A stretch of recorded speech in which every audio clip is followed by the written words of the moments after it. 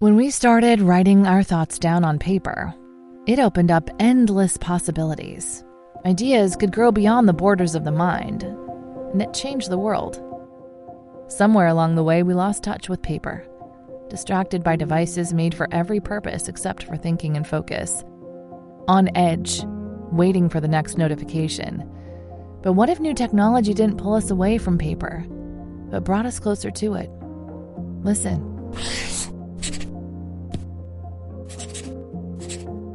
That's not paper. It's the sound of the new Remarkable Paper Pro, rewriting the future. A paper tablet with a true color ink display, gentle reading light, and unheard of tactility. With digital features for taking notes, thinking, and organizing, without any distractions. Paper is about to change the world again. Get your paper tablet at remarkable.com today. ¿Nombre? Nazaret. ¿Tu mejor hábito? Respirar. Una cosa que estás aprendiendo. A respirar. Algo que te molesta de manera especial. El egoísmo. Una persona que admires, pero que no sea un familiar. Cajal, Ramón y Cajal. Un libro que haya influido en tu manera de pensar o en tu manera de comportarte. Pues yo diría que el Tratado de Heidegger, el Construir, Habitar y Pensar, es quizá el libro de los últimos 3 años que más me ha acompañado. ¿Y un mensaje que lanzarías a tu yo del futuro, por ejemplo, de aquí a 10 años? Pues que haya aprendido a amarse. Hola, soy José Luis Serrano y te doy la bienvenida al podcast de EduHacking. En este episodio converso con Nazaret Castellanos, física, neurocientífica y una de las voces más influyentes en el estudio de la relación entre cuerpo y mente desde una mirada científica, crítica y profundamente humana. Nazaret dirige el área de investigación del laboratorio Nirakara y ocupa la cátedra extraordinaria de Mindfulness y Ciencias Cognitivas en la Universidad Complutense de Madrid. Es autora de libros como Neurociencia del cuerpo, El espejo del cerebro o el más reciente, El puente donde habitan las mariposas, donde integra hallazgos de la neurociencia con sabidurías antiguas para explorar cómo el cuerpo, la postura, la respiración, el corazón o incluso la microbiota influye en nuestros pensamientos, emociones y decisiones.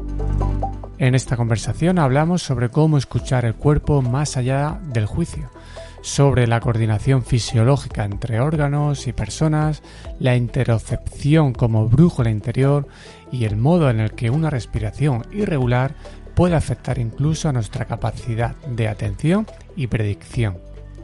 También reflexionamos sobre el papel del modo automático del cerebro y el exceso de autoobservación, la apnea como señal emocional y la diferencia entre una experiencia dolorosa y una experiencia transformadora. Todo ello desde una mirada que busca humanizar la ciencia sin simplificarla y que defiende que el cuerpo no nos dice hacia dónde ir, sino dónde estamos. Una conversación para quienes necesitan parar, respirar y mirar hacia adentro, incluso cuando eso implica atravesar alguna tormenta. Antes de empezar, te invito a unirte a la comunidad de EduHacking. Cada sábado a las 10:15 envío un correo con historias reales y anécdotas que sirven como punto de partida para explorar temas como la tecnología, la filosofía, la psicología, el aprendizaje o el bienestar. Mi objetivo es conectar lo cotidiano con lo teórico y ayudarte a comprender mejor el comportamiento humano, su inteligencia y su relación con el entorno. Puedes suscribirte gratis desde el enlace en las notas del episodio o en joseluisserrano.net, donde también podrás encontrar los enlaces a los libros y la información de Nazaret. Y ahora sí, vamos con Nazaret Castellanos. Hola Nazaret, bienvenida por fin al podcast de EduHacking. Lo hemos ido intentando en varias ocasiones durante mucho tiempo y bueno, pues lo hemos puesto difícil al destino para que no estuvieras, así que... Se lo hemos puesto fácil, Se hemos puesto fácil, ¿no? Ha sido cuestión también de no forzarlo demasiado, exacto, de dejarlo y que llegase el momento que tenía que ser. Nazaret, hablas de muchísimas cosas en tu divulgación, en tus libros, y una de esas frases que yo tengo marcada, que me encanta, es una que dice: el cuerpo sabe lo que la mente aún no se ha dado cuenta. ¿Qué implica en la práctica aprender y saber escuchar al cuerpo? Pues mira, eso es un término que en la neurociencia se empieza a hablar de ello gracias a Antonio Damasio, con el marcador somático. Y pues esto fue hace varias décadas, ¿no? Y hoy en día ha tomado mucha más relevancia, se conoce mucho más y nos habla de esa observación, porque no es un análisis, ¿no? Es una observación de las sensaciones del cuerpo, ¿no? La emoción está muy vinculada al cuerpo, a la sensación. Sin el cuerpo no habría emoción, sería tan solo una idea abstracta. Entonces, poder escuchar, contemplar lo que nos dice nuestro cuerpo, pues según Antonio Damasio nos ayuda a tomar decisiones. Esto es un estudio muy famoso que él hizo, donde vio que las personas que tenían una mayor conciencia corporal tomaban mejores decisiones en su vida y en diferentes tareas que se les proponían los experimentos. En mi opinión, ¿no? Y de ahí podríamos interpretar que el cuerpo sabe hacia dónde hay que ir, ¿no? Yo no veo tanto al cuerpo como un predictor, algo que nos va a indicar hacia dónde ir, ¿no? Sino nos indica dónde estamos. Y yo creo que saber dónde estamos es absolutamente imprescindible para saber hacia dónde ir. O sea, lo que se cuece en el presente nos dará las herramientas para lo que venga después, ¿no? Y entonces es eso, es ese escuchar el cuerpo, es interpretarlo después, pero sobre todo contemplarlo. Contemplar, estar en silencio y decir, bueno, yo puedo pensar esto, lo otro, y por supuesto, ¿no? Que ese pensamiento nos ayuda, ¿no? Pero dices, bueno, voy a observar, aunque lo que me diga quizá me choque, ¿no? Voy a observar al cuerpo, ¿no? Entonces es contemplarlo, y observar no significa obedecer, ¿eh? Significa observar. Sí, luego muchas veces no nos gusta, ¿no?, lo que nos dice, y a lo mejor eso puede influir en que haya muchas personas que les cueste escuchar al cuerpo, porque, a ver, yo que siempre he hecho deporte, para mí ha sido como muy normal casi ver las sensaciones de cómo responde mi cuerpo al ejercicio, cómo me levanto al día siguiente. Es como algo que yo tengo muy interiorizado. Pero a mí me da la sensación de que las personas en general tienen más dificultad. Esto, ¿por qué? ¿A qué se debe? Bueno, pero no solo hay que escuchar el cuerpo, ¿no? Como tú bien sabes y sé que lo haces, ¿no? No solo escuchar el cuerpo en esas reacciones, ¿no? Sino también pues ante una emoción, ante cualquier experiencia. Entonces el cuerpo en ciertas situaciones actúa de una forma muy evidente, ¿no? Parece que habla o grita, pero normalmente lo que hace es que susurra. Por tanto, para poder escucharle hay que estar en silencio. Y yo creo que si no estamos acostumbrados a ello es porque pues, no sé, nuestra cultura, ¿no? En los últimos 300 años se ha centrado más en la observación del pensamiento, ¿no? Pienso, luego existo. Parece que si no, si no pienso, no existo, ¿no? Entonces, ese pensamiento, el apego, la sobreidentificación con lo racional, con lo analítico, con lo lógico, nos ha separado con el cuerpo, que no siempre es tan congruente como lo pueda ser la lógica, ¿no? Y luego que muchas veces, claro, el cuerpo al darnos la emoción, pues hay emociones que no nos gustan, ¿no? Entonces se produce esa disociación entre cuerpo y mente, pues muchas veces porque queremos huir de aquello que nos está actuando como espejo, ¿no? Entonces esa relación entre la mente y el cuerpo es algo que tenemos que recuperar.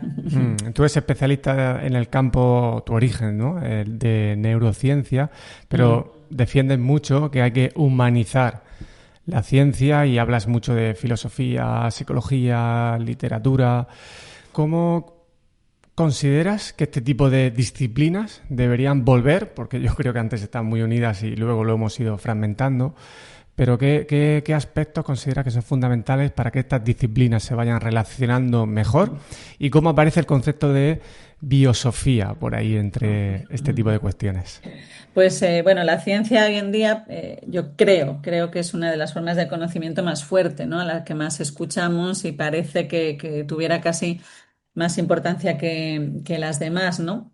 Esto pues por una parte hace que, bueno, pues aprendamos muchísimo, a mí me encanta, pero creo que esa separación que se ha hecho de la ciencia y las humanidades nos hace daño. Y sobre todo lo que yo veo es que ahora es más que nunca casi urgente o necesario, ¿no? A mí me parece que, pues, por ejemplo, para estudiar algo como es la psicología humana, nuestra conducta, mirarlo solo desde una perspectiva que es la científica o la biológica, pues bueno, por definición lo que miras solo desde una perspectiva queda incompleto. Entonces habría que mirarla desde muchas perspectivas, ¿no? Como puede ser la filosofía, el arte, entre otras muchas, ¿no? Y esto sería lo ideal. Pero digo que me parece que es urgente en este momento porque la ciencia, si no, toma un poco una soberanía, casi que sea pues la poseedora de la verdad. Hoy en día estamos desarrollando, se están desarrollando técnicas que considero muy valiosas, ¿no? Como la inteligencia artificial, pero también nos sitúa en un momento en el que si no vemos o reflexionamos hacia dónde puede apuntar aquello, creo que podemos tener entre las manos algo que nos supere o sea peligroso. Entonces, en este momento sí que me parece que es muy interesante y necesario que las humanidades y las ciencias se unan para tener la visión más amplia posible de hacia dónde vamos, ¿no? Poder diseñarlo. Hay muchas estrategias, tú has hablado muchas de ellas, de cómo podemos aprender a escuchar al cuerpo, ¿no? Yo creo que tu favorita es la respiración. No te voy a pedir ahora que expliques todo el funcionamiento y el impacto que tiene en el cuerpo, porque lo has contado de forma maravillosa en muchos de tus libros y en otras entrevistas, pero sí me llamó la atención que creo que fue un estudio vuestro de que analizasteis el papel de la apnea. Ujú. ¿Qué importancia tiene y qué pistas nos puede dar sobre cómo estamos? Mm. Pues mira, es importante primero decir que nosotros estudiamos la apnea natural, no hacer apneas, no que yo retenga voluntariamente la respiración. Nosotros hemos estudiado, pues cuando estamos respirando de forma normal, espontánea, pues eso, tío, siéntate aquí un momento que te voy a registrar el cerebro. Y tú sigues respirando como tú respiras normalmente. Es decir, no alteras nada, esa respiración por defecto. Y entonces nosotros estudiamos, pues eso, el proceso de la inspiración. Tomamos aire, después soltamos ese aire y siempre se nos olvida que después de la exhalación, de forma natural, viene una pequeña apnea, que es la apnea post-exhalación, tal cual, ¿no? Y entonces es, a ver cómo yo lo hago. Puede que me la salte, puede que no haga, puede que la prolongue, pero digo de forma natural, yo no me doy cuenta, ¿eh? No estoy hablando de ejercicios de apnea. Y entonces lo que nosotros hemos visto es que esa apnea post-exhalación que hay de forma natural está correlacionada con salud mental. Es decir, tiene relación con aquellas áreas neuronales que están más involucradas en salud mental, especialmente en alteraciones de salud mental, como puede ser la ansiedad. Entonces, lo que se vio en unos estudios es que las personas que tienen mucha ansiedad tienen lo que se llama una apnea inducida por la amígdala. Es decir, insisto, de forma natural, mi respiración normal, sin que yo la altere, inspiro, exhalo y después la apnea es muy prolongada, como el típico suspiro. Ah, y te quedas ahí un buen rato. Digo de forma natural. Cuando eso está sucediendo en ti, no hace falta que haya el suspiro, sino que esa apnea es muy prolongada, incluso se puede llegar a saltar un ciclo de la respiración, un ciclo o dos. Esto indica que hay una ansiedad que es importante. Hay una ansiedad que ya nos está afectando, ¿no? Entonces dices, bueno, pues eso, ¿por qué necesito observar la respiración si yo ya sé que tengo ansiedad? Pues no, ahí es donde viene la clave de estos estudios, porque no identificamos en nosotros las emociones o las alteraciones que tenemos de salud mental. Entonces podemos ir con toneladas de ansiedad por encima a los hombros y si nos preguntan, no, la verdad que no, un poco cansada pero no tengo, ¿no? Entonces, esta falta de autodiagnóstico, de autoconocimiento de cómo se expresa la alteración de la salud mental en nosotros es uno de los grandes problemas de salud mental. Porque, claro, si yo no sé que tengo ansiedad, aunque lleve, como digo, una tonelada encima, pues no hago nada, ¿no? Entonces, el observar la propia respiración, pues es un biomarcador, que así se llama, de lo que está sucediendo. Entonces, nosotros vimos eso en una población que no tiene niveles clínicos de ansiedad, es decir, una poca ansiedad ya se ve reflejada en la respiración. Por eso, observar nuestra respiración y conocerla es también un indicador de cómo estamos nosotros y así actuar sobre ella. Ah, pues mira, estoy haciendo apneas muy largas, pues antes voy a trabajar un poquito sobre esa apnea. Voy a hacer tales técnicas de respiración. Voy a contemplar la respiración para poder llevarla hacia otro lugar y que eso haga que yo pueda gestionar mejor pues ese estado de ansiedad que me ocupa en este momento o en esta época, ¿no? Porque puede ser puntual o puede ser más a largo plazo. Mm. Otro tipo de señales y órganos, ¿no? Que nos pueden dar pistas de cómo estamos es, por ejemplo, el corazón, ¿no? Ujú. ¿Qué nos puedes decir? Hay una medición que yo estoy utilizando y en los últimos meses y me está dando pistas muy interesantes porque es como yo tengo una percepción y luego veo ese indicador y veo como mucha correlación, ¿no? Del valor del HRV, la variabilidad de la frecuencia Cardíaco. cardíaca. De esto he leído cosas, bueno, gente que sí, que da mucha información, gente que no, gente que obviamente hay que contrastarlo con otras cosas más subjetivas. A día de hoy, ¿qué nos podrías contar sobre la validez de este tipo de marcadores, por ejemplo, para poder evaluar tu estado actual de el organismo en su conjunto, ¿no? Es como, yo creo que es casi como un sueño, ¿no? El poder saber de forma muy rápida cómo estamos, ¿no? Con una sola métrica, sabiendo el riesgo que esto Bueno, tiene. eso es un sueño y una pesadilla, ¿eh? Porque yo creo que tampoco podemos externalizar el conocimiento de nuestro propio cuerpo a un dispositivo, ¿no? Creo que nos tiene que ayudar, creo que es un bastón fabuloso, porque muchas veces la sensación, ¿no? Que la interpretación que pueda yo sacar es una estimación que a lo mejor no se corresponde con lo que luego es. Entonces, utilizar la tecnología para conocer mi cuerpo a mí me parece muy valiosa, siempre y cuando no traslade, ¿no? O no eclipse pues, la propia conciencia corporal. Y dentro de ellas, pues como tú dices, la variabilidad de la frecuencia cardíaca es una de las medidas que se conoce desde hace más tiempo dentro de todo lo que es pues, las señales de nuestro cuerpo. Entonces, lo que nos indica es que es un poco como de flexible es mi corazón en el latido.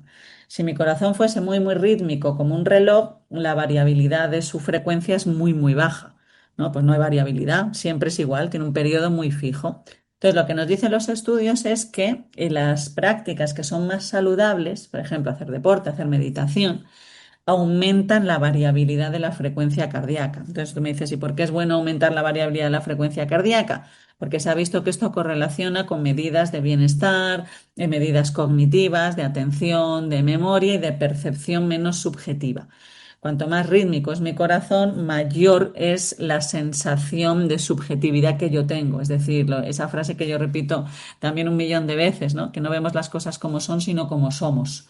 ¿No? Pues intentar reducir un poquito el cómo somos, ¿no? Porque hay veces que, por ejemplo, cuando estamos invadidos por cierta emoción, intentar equilibrar un poco mi visión, ¿no? Pues hace que tomemos decisiones que sean más justas y al fin y al cabo quizá también más apropiadas, ¿no? Entonces se trata, por ejemplo, si yo de repente me enfadase o estuviese fatal con una persona, mi variabilidad de la frecuencia cardíaca se reduce y en ese momento mi percepción sobre lo que está pasando está muy sesgada por esa emoción que a mí me ocupa, ¿no? Quizá no es siempre lo mejor. Entonces, aumentar la variabilidad de la frecuencia cardíaca, pues siempre se ha visto como más saludable desde el punto de vista cognitivo y emocional. Sería una buena pista, ¿no? No la única, Es pero una una buena buena pista, pista. pero es verdad que la variabilidad de la frecuencia cardíaca no la puedo estimar yo a ojo. Eso sí que necesito un dispositivo. La frecuencia cardíaca sí, todos sabemos hacerlo. Cuento, a ver en un minuto cuántos pulsos. Eso es la frecuencia, pero la variabilidad es mucho más, es la desviación estándar y por tanto es mucho más compleja de detectarlo a ojo. Sí, yo lo uso con una aplicación, con una banda Sí, de eso es. pecho, entonces el cálculo se Sí. hace. El exceso de observación del cuerpo, porque muchas veces pensamos en que la gente no se escucha y yo a veces veo a esa gente incluso como más tranquila, ¿no? Y yo, que soy más de reflexionar, de escuchar el cuerpo, a veces digo, ostras, ¿hasta qué punto me está compensando esto, no? Yo siempre confío en eso, pero ¿qué riesgos o qué problemas puede tener este trabajo de observación, de mirarse hacia adentro y qué coste energético también tiene para el cerebro? Mm. Pues mira, hay algunos estudios que muestran que cuando creo que comprendemos mal qué es la contemplación, se produce una sobreidentificación con el yo, es decir, en vez de venirnos bien, nos hace más daño.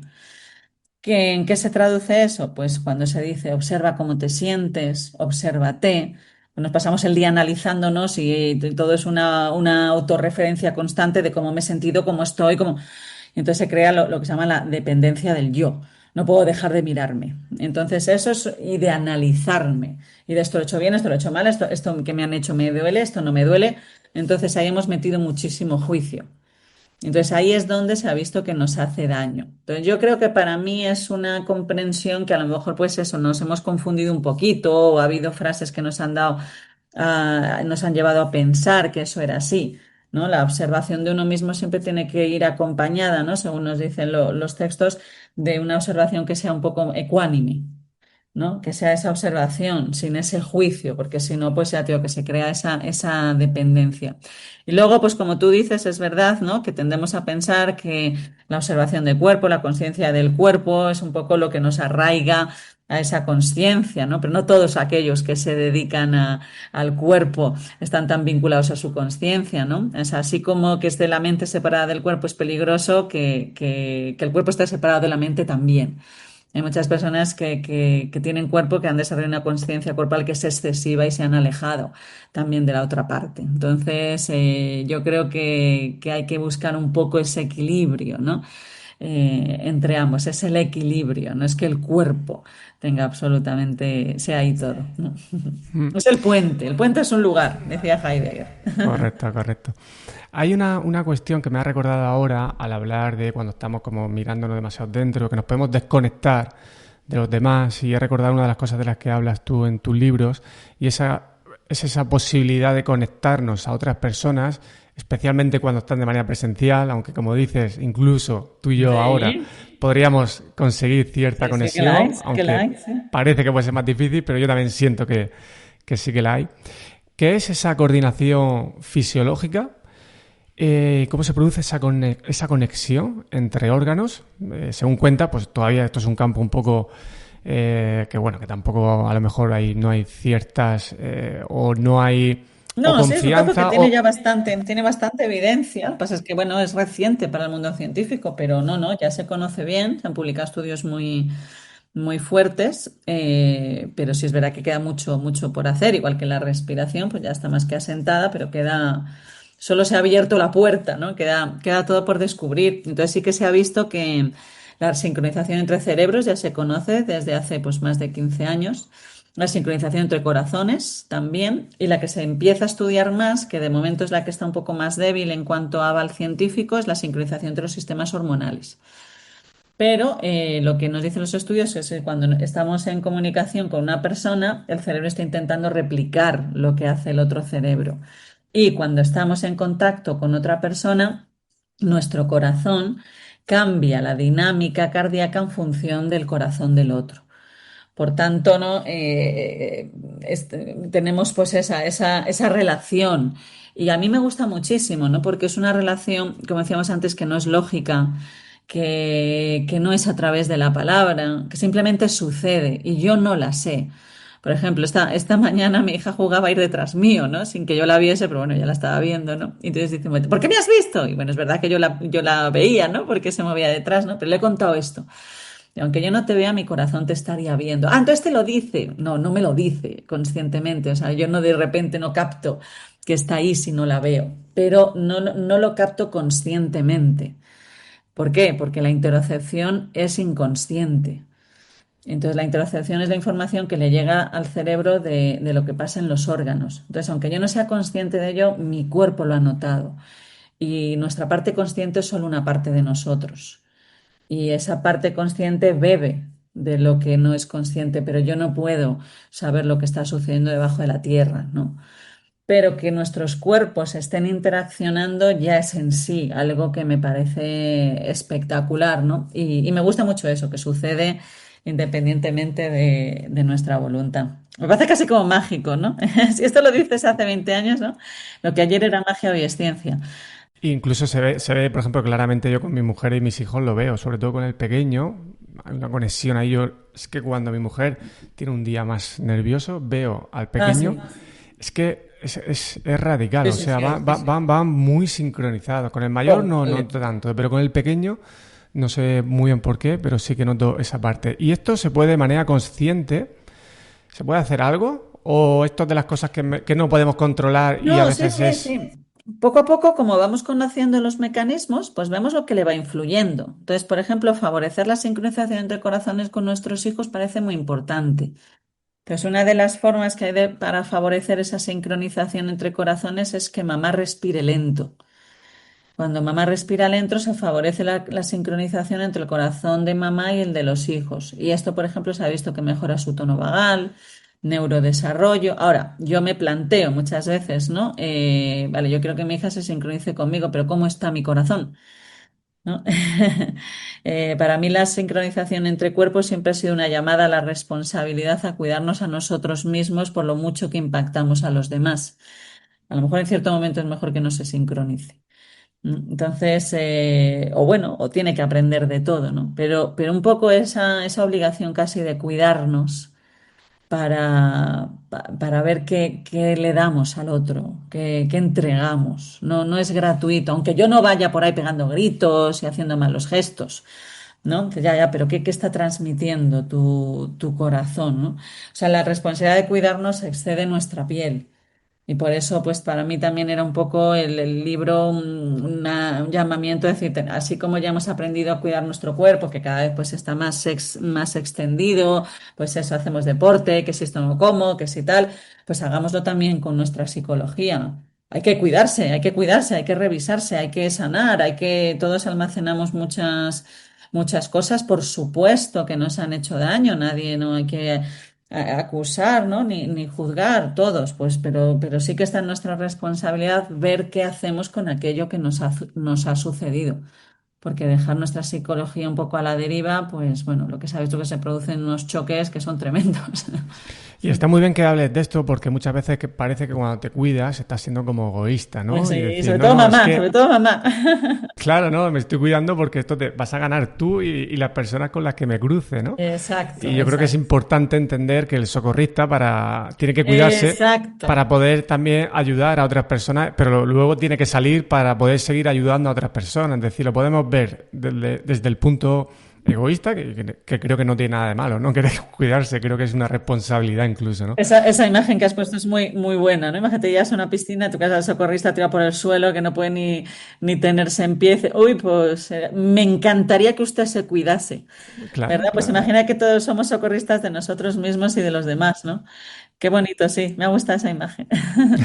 Bueno, tienes otra imagen que a mí me gustó más todavía, que cuentas en tu último libro, que es el de la montaña. Lo explicas de Sí, forma maravillosa y creo que estas cosas cuando se leen se saborean mucho, pero no puedo dejar de pasar la oportunidad de que no la expliques aquí también para hablar de estas cosas, ¿no? Del pensamiento consciente, el automático, el cerebro que solución ha encontrado para, bueno, cómo movernos, ¿no? En esa montaña de que a veces estamos en estados automáticos que tienen su papel, pero tenemos que ser conscientes de dónde estamos en cada momento, ¿no? ¿Nos ujú, puedes exacto, explicar? exacto. Estudiamos en el laboratorio los mecanismos de la atención y sobre todo los mecanismos conscientes de la atención, ¿no? Cómo mantener conscientemente la atención en un lugar u otro, ¿no? Decía William James que la realidad es aquello a lo que prestamos atención. Entonces, nosotros tendemos a pensar que todo tipo de pensamiento que sucede en nosotros es pensamiento, tal y como lo concebimos, pues un pensamiento dirigido voluntario, pero hay muchos tipos de pensamiento. Y quizá el pensamiento que más nos ocupa es el pensamiento que se produce de forma automática, involuntaria, ¿no? Es aquel que, pues, cuando nos molesta no podemos acallarlo. Si fuese voluntario, por ejemplo, ahora puedo dejar de hablar contigo y ya está. ¿Pero por qué? Porque esto es algo que estoy guiando con mi voluntad, con una motivación, con un objetivo, ¿no? Entonces lo puedo frenar cuando quiera. Pero hay pensamientos que todos hemos vivido que no puedes frenar. Ya me encantaría que no me venga a la mente constantemente tal pensamiento o no caer en ello de forma obsesiva y que se calle ya. Entonces, el ver que no lo podemos acallar, pues nos da cuenta de esa naturaleza involuntaria que tiene. Entonces, el pensamiento o la atención, pues yo la veía como que es una pelota que está en una montaña. Que se mantenga en el pico de la montaña es muy difícil, porque normalmente las montañas son muy picudas. Entonces, imagínate la pelota ahí en el pico, pico, pico de una montaña, llegas a una montaña y de repente hay una piedra picuda y ahí está la pelota. Pues cualquier pequeño viento hace que la pelota caiga para un lado o para otro. Lo que nos produce ese control o el entrenamiento del control de la atención es que ese pico sea cada vez más llano, más plano, de tal forma que la pelota tenga más estabilidad en el pico, en la cima de la montaña. La cima de la montaña es el pensamiento consciente, presente, guiado por la voluntad, ¿no? Que es el que podemos tener nosotros ahora mismo. Pero ese pensamiento, como digo, cuesta mucho mantenerlo ahí. Está en la cima de la montaña, cuesta mucho y es un equilibrio que es inestable desde el punto de vista físico, ¿no? Cualquier pequeño proceso, plaf, hace que se caiga. Entonces dices, ¿se cae a dónde? Pues normalmente cuando se cae, pues la montaña, pues se cae, brum, al valle, ¿no? Entonces ese valle es el pensamiento que no es consciente, que es rumiante, que estoy aquí pero no estoy aquí, ¿no? Y ahí es donde se deposita, y eso se llama la red neuronal por defecto, es decir, a dónde cae. Pues si yo suelto algo, ¿dónde va? Pues cae al suelo, ¿no? Porque bueno, hay una ley que es la gravedad que la atrae. Pues es como un poco casi en el cerebro, que no lo podemos decir así, pero es como si ¡bum! Hubiera una gravedad que atrae el pensamiento hacia esa parte de abajo donde estoy aquí, pero no, mi atención no está en este momento, yo no tengo este control de mi atención.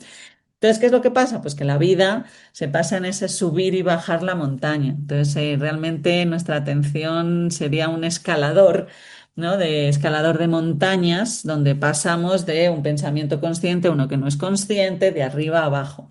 Por tanto, saberse dónde estás es importante, ¿no? Entonces, yo sé que en este momento estoy en la cima, estoy en este pensamiento consciente. Sé que esto no es fácil sostenerlo, pero sé que tengo que hacer un poco de esfuerzo para que cada vez esté más tiempo allí. Cuanto más tiempo pase la pelota en la cima, más plana será esa cima y más estable será mi atención, ¿no? Pero esto cuesta mucho esfuerzo, esto cuesta esfuerzo. Entonces, saber eso y saber hasta qué grado yo estoy dispuesta a hacer ese esfuerzo y saber que se me convoca a practicar esa fuerza de la voluntad para que la pelota esté más tiempo allí. ¿Por qué? Porque cuando la pelota pasa mucho tiempo abajo, que según estudios puede pasar el 47% del tiempo que estamos despiertos allí, cuanto más tiempo pase la pelota abajo, esto, según dicen diferentes estudios, está correlacionado con alteraciones de salud mental, ¿no? Nos dice un estudio de Harvard, ¿no? Una mente divagante es una mente infeliz. Cuando la pelota está por abajo, está divagando, está ahí en el valle, que voy para aquí, para allá, bla, bla, está en todos sitios menos en ninguno. Que es importante porque, por ejemplo, hay unas fases de la creatividad que se dicen que se dice Mm, eso, ¿no? Que hay que dejar estos momentos que absolutamente, ahí pasan cosas también mágicas, ¿no? Que nadie absolutamente, se obsesione ahora por querer estar como siempre atento, por supuesto. consciente y tal, ¿no? Pero ser consciente Eso te lo agradezco. de esos movimientos, ¿no? Tener como un helicóptero en la montaña para de vez en cuando tomar distancia, ¿no? Y vernos, decir, vale, estoy abajo, tranquilo, Fantástico.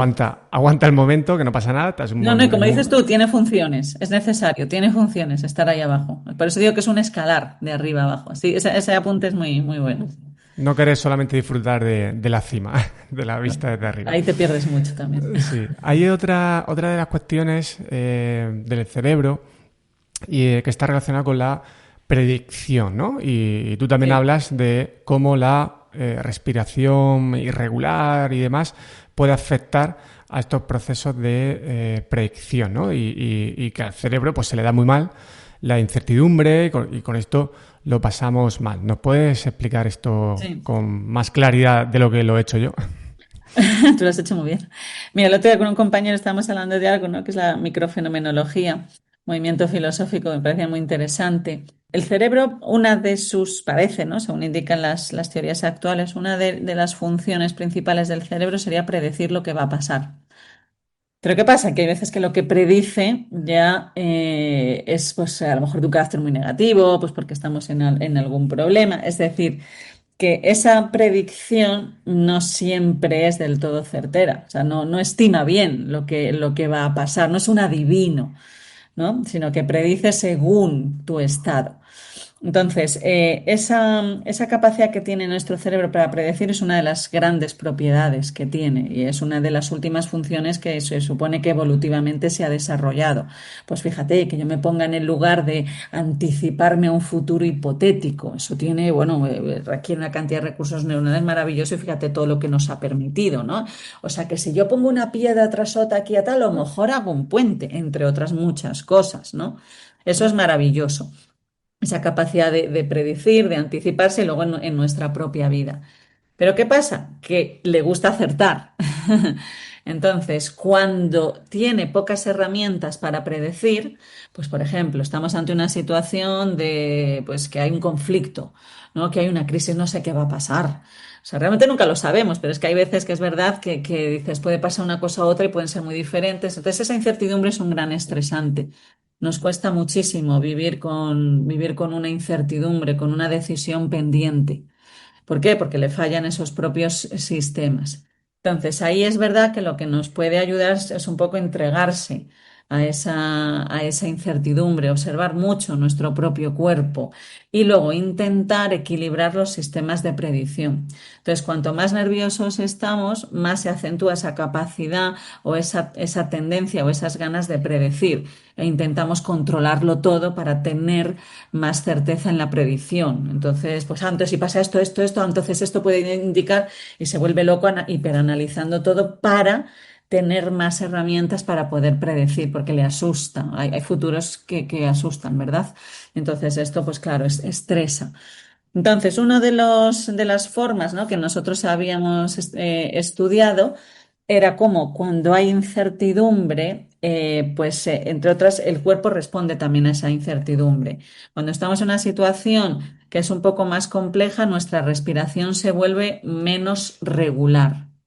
¿Vale? Entonces, esa irregularidad en la respiración estresa más al cerebro. ¿Por qué? Porque no sabe cuándo va a llegar la siguiente respiración. ¿Por qué? Pues porque respiro de forma muy irregular, porque en este momento estoy muy nerviosa o porque hay un problema y tal, estoy pasando una época difícil. Entonces, practicar ciertas técnicas de respiración, aparte de lo que haga la técnica en sí, la técnica ya es buena porque cualquier proceso de respiración lo que nos hace es que sea de forma regular.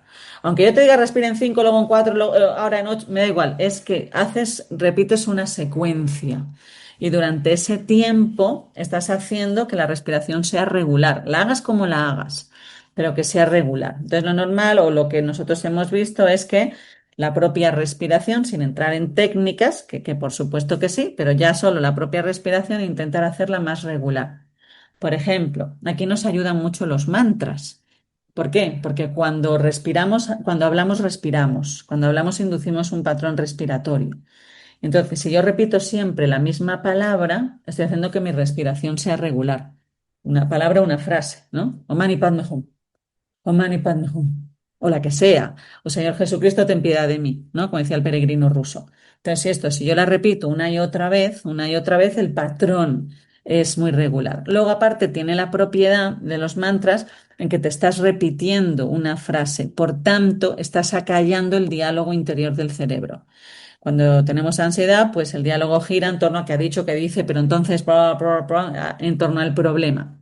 La respiración es muy irregular y encima el contenido del lenguaje interior pues es catastrófico, ¿no? Normalmente. Entonces voy a centrarme en una frase, bla, bla, bla, bla, en ciertos momentos, ¿no? En donde veo que se me dispara, donde veo que a lo mejor tengo más ansiedad.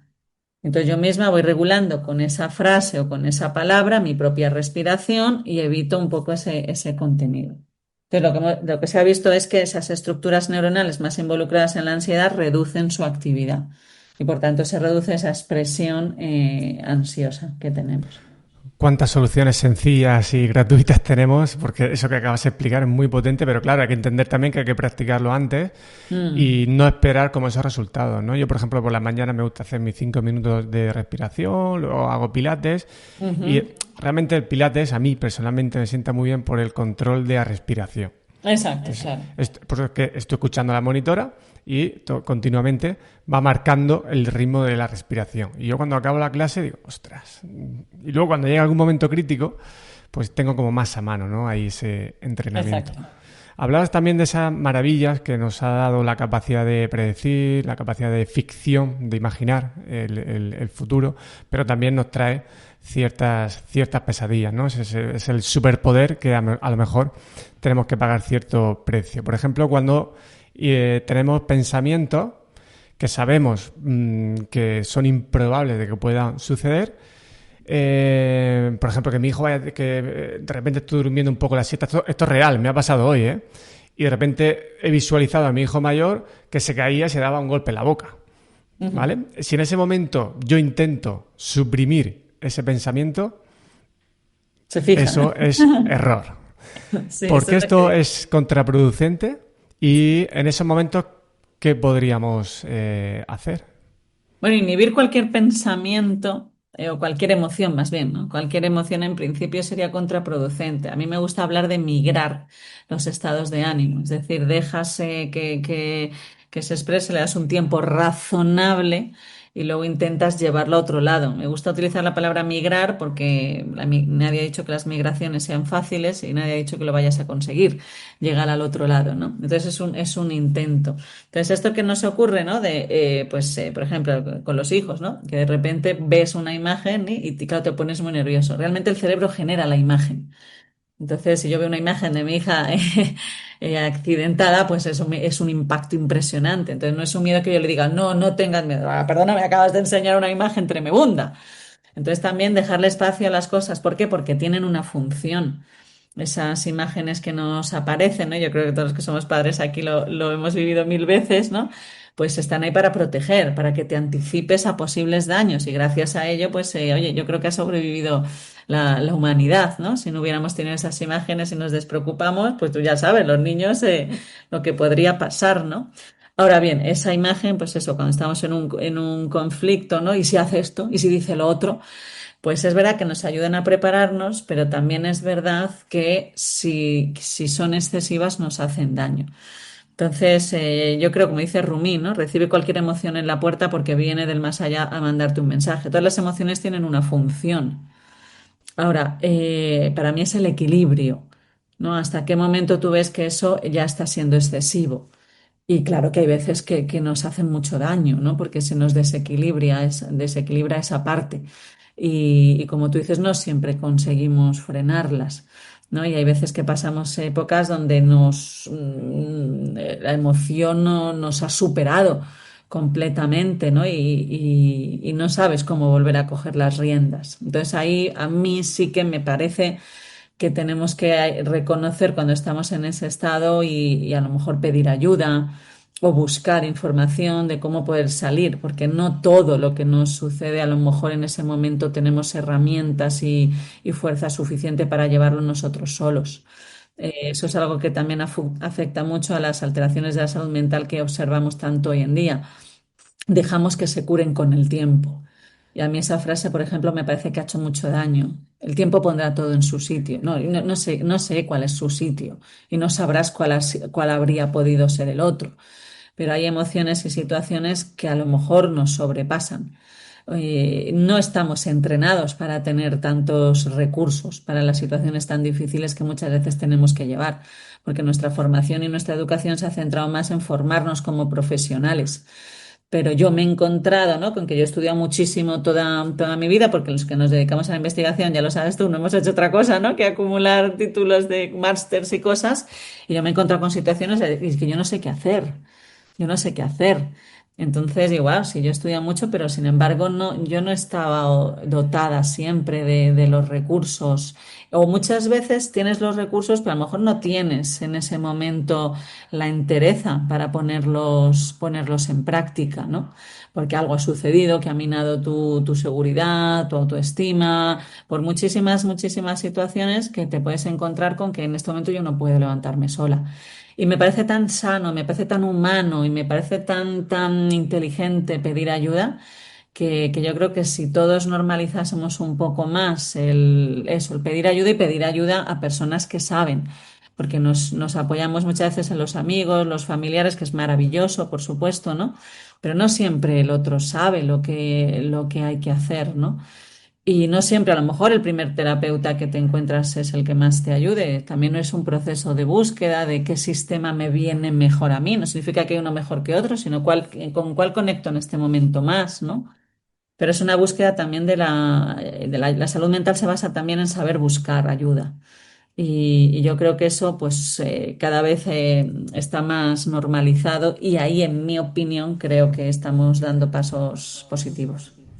Sí, además tenemos mucha información, hay muchas entrevistas diciendo cosas, personas diciendo cosas muy valiosas, pero a lo mejor en ese momento particular de una persona, pues a lo mejor esa visión no le viene bien, porque a lo mejor le sobrecede la responsabilidad. A lo mejor hay personas que necesitan Exacto. hacerse más responsables y otras que no. Decir, no, es que tú tienes que soltar responsabilidad. Y a la persona al lado, problema similar, lo que le está faltando es, oye, que tienes que ser más responsable. Exacto. Yo leí un texto tuyo al inicio de una tormenta mía, en la que sigo ahí metido, Sí. como tú sabes, es una enfermedad de mi madre, y lo leí en un momento muy, muy valioso para mí, lo voy a leer, lo tengo por aquí, es un fragmento que he compartido también con muchas personas cuando me preguntan cómo voy y tal, y dice lo siguiente: y una vez que la tormenta termine, no recordarás cómo lo lograste, cómo sobreviviste. Ni siquiera estarás seguro de si la tormenta ha terminado realmente. Pero una cosa sí es segura: cuando salgas de esa tormenta, no serás la misma persona que entró en ella, si así te lo has propuesto. De eso se trata esta tormenta, de aprender, de esculpir el cerebro. Me encanta, porque es una forma de... Estoy viendo a mi hijo caerse, pues oye, voy a visualizar esa escena, yo pues, ¿qué puedo hacer? Aprendiendo de la situación y demás. ¿Qué nos puedes contar de esta maravillosa imagen de la tormenta? Pues es una frase de Murakami, ¿no? Del escritor Murakami que me gustaba mucho, ¿no? Pero que la quise un poco llevar al campo de Cajal, cómo la hubiera reescrito Cajal y cómo a mí me parecía que se podría completar un poco, ¿no? ¿Por qué? Porque la frase de Murakami, ¿no? Dice: las tormentas, una vez que acabe la tormenta, no serás el mismo que ha entrado. No es todo el que pasa por una situación adversa, por una tormenta, pasa transformado, sale transformado de una forma donde haya habido un crecimiento, ¿no? La tormenta en sí no creo que sea que lo haga solo. Yo creo que es un baile entre la tormenta y nosotros. Porque si no sería una actitud como muy pasiva. Viene la tormenta, suceda lo que suceda, todo tiene que suceder porque tiene que suceder, todo está escrito, pues ya allá que voy, ¿no? Para mí hay un papel importante que es la voluntad y la intención de uno mismo, ¿no? Hay una tormenta, llegan tormentas, hay veces que la tormenta claramente la provoca otro, otras veces es entre ambos, nunca se sabe, pero sea lo que sea, yo he permitido, o esa tormenta me está cayendo encima, ¿no? Y entonces, para mí era un poco esa visión de, esta tormenta, voy a ver qué puedo aprender de mí. Todas las tormentas también hablan de nosotros, insisto, aunque a veces parezca que todo está en el otro, ¿no? ¿Por qué? Porque llega una situación, lo que sea un duelo o lo que sea, y pues ¿qué sale de mí? ¿Cómo estoy reaccionando? ¿Qué aspectos desde esta tormenta, qué puedo ver de mí que no podría ver si no hubiera habido la tormenta? ¿Qué puedo aprender de mí? ¿Cómo puedo aprender a sanar cosas? En las tormentas salen muchas heridas a la luz, ¿no? Salen muchos miedos, sobre todo, ¿no? Entonces, ¿qué puedo aprender? Entonces, para mí es tener esa actitud y esa mirada siempre responsable y de estar siempre creciendo, ¿no? Y hay situaciones en las que te parece que la vida se acelera, ¿no? Como si la vida fuera una escuela y hay veces que hay cursos intensivos, ¿no? A mí me da a veces esa sensación, oye, estaba tan tranquila y de repente me han tambaleado aquí todo. Y entonces aprovechar aquello, ¿no? Para explorar aquellas partes que nosotros no conocemos de nosotros mismos. Y ahí descubres de repente una vulnerabilidad que no sabías que tenías, una herida, la herida del otro, cómo reacciono, que creo que las tormentas nos transforman si así nos lo proponemos, ¿no? Como dice Ramón y Cajal. Totalmente requiere pues tener coraje, ¿no? Porque en muchos Coraje. momentos a lo mejor tienes que abandonar partes importantes de lo que tú pensabas que era tu identidad, Absolutamente. ¿no?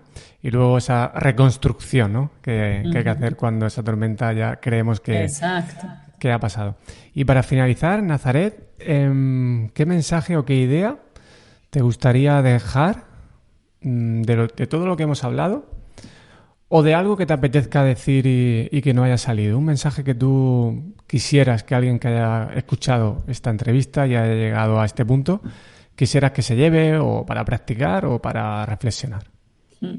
Pues quizá esa idea de la mariposa, ¿no? Que a mí me gustaba tanto. Las mariposas, Ramón y Cajal llamaba a las neuronas las misteriosas mariposas del alma, ¿no? Cuyo batir de alas, quién sabe si algún día descifrará los secretos de la vida mental. La neurona llega a ser una mariposa, no es una mariposa, no nace mariposa, ¿no? Y esa idea a mí me resulta muy interesante, ¿no? No llegamos a ser quien somos, ¿no? Si no ha habido todo un proceso detrás.